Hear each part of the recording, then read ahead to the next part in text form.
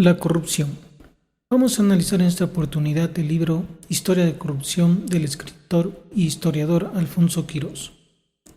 La corrupción, un mal soslayado como algo cultural o como una herencia institucional inevitable. Varias generaciones de redes corruptas han abundado durante la historia del país y nos han condenado. El autor refiere a que hay una conexión entre los ciclos de corrupción y un desarrollo frustrado. Esta corrupción tiene sus raíces sistémicas y también raíces institucionales. Estos dos elementos nos han llevado a un subdesarrollo. El autor define la corrupción como el mal uso del poder político burocrático por parte de camarillas de funcionarios, coludidos con mezquinos intereses privados para obtener ventajas económicas o políticas contrarias a las metas del desarrollo social, mediante la malversación o el desvío de recursos públicos y la distorsión de políticas institucionales. El autor también refiere a que es un fenómeno amplio que comprende actividades públicas y privadas. La corrupción tiene una causa. Para él, la causa más importante es la institucional. A su vez, tiene consecuencias. Estas consecuencias impactan negativamente en el desarrollo económico, en la inversión, en la democracia y en la sociedad civil.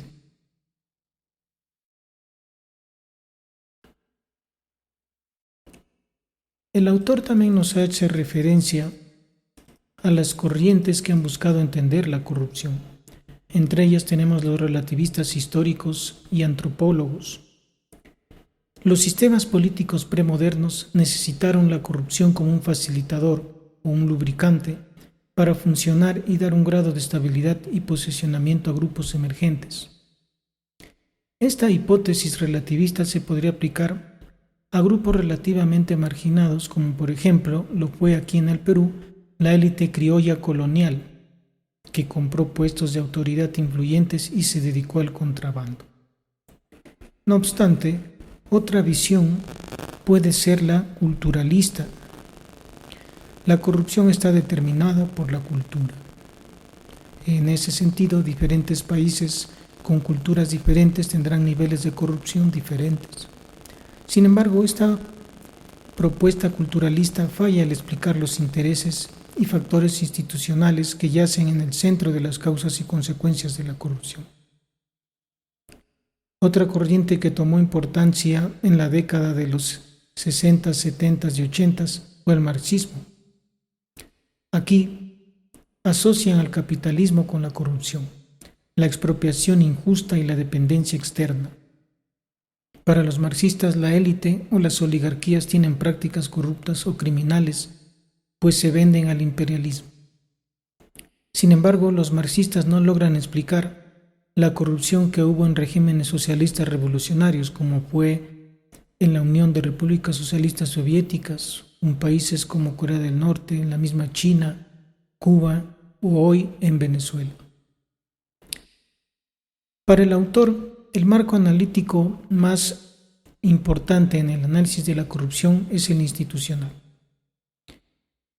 Para esta corriente, la corrupción a gran escala o corrupción sistémica se da cuando las normas favorables al desarrollo, normas tanto formales como informales, las que representan reglas que protegen los derechos de propiedad, que reducen costos de transacción y desalientan la manipulación rentista extraeconómica y que garantizan los pesos y contrapesos políticos, son inexistentes, están distorsionadas o se muestran inestables.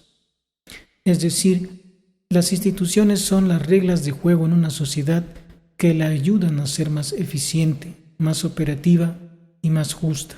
Pero cuando estas reglas o estas instituciones están distorsionadas, es que aparece la corrupción.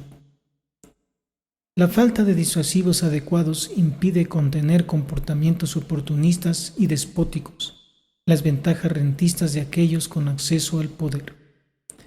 Cuando las instituciones no son adecuadas o son dañadas o están inestables, es ahí donde los comportamientos oportunistas se aprovechan y ejercen su poder para obtener rentas y ventajas económicas.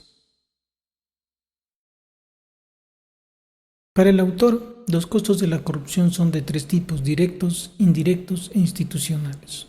En el caso de institucionales vemos que es una espiral que se retroalimenta. Cuando las instituciones pueden estar un poco dañadas, la corrupción hace que se dañen aún más, y así en un ciclo interminable.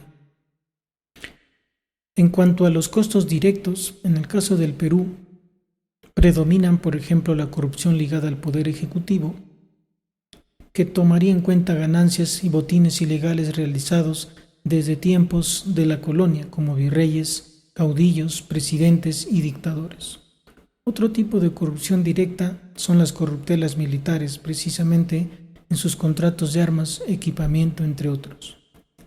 Otro costo directo es el manejo inadecuado de la deuda pública que se dio después de la independencia.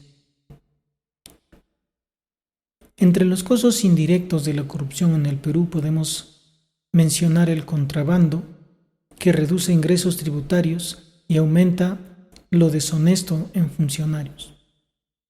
Otro costo indirecto es el tráfico de drogas. Pérdida asociada a inversiones, sobre todo extranjeras, es otro costo indirecto. Hay que tomar en cuenta algo que menciona Quirós en su introducción en el libro. En Francia, la revolución eliminó los cargos venales. Venales quiere decir cargos que estaban en venta, puestos que personas compraban para adquirir poder o influencia en los gobiernos burocráticos. Sin embargo, esto fue eliminado gracias a la corriente liberadora y libertaria que apareció en 1789. La Constitución de Estados Unidos, por su parte, se diseñó para impedir y rechazar la dañina influencia de la corrupción en el gobierno.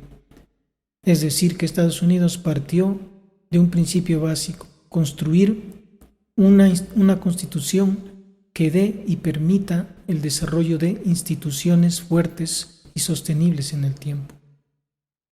En el caso de los ingleses, sus reformas hicieron a un lado la vieja corrupción.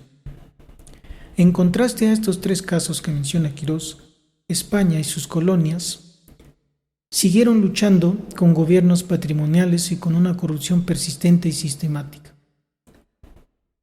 Como ejemplo, la corrupción tradicional de la corte real y virreinal, y también la corrupción del patronazgo o de clan que rodeaba al caciquismo y el caudillismo.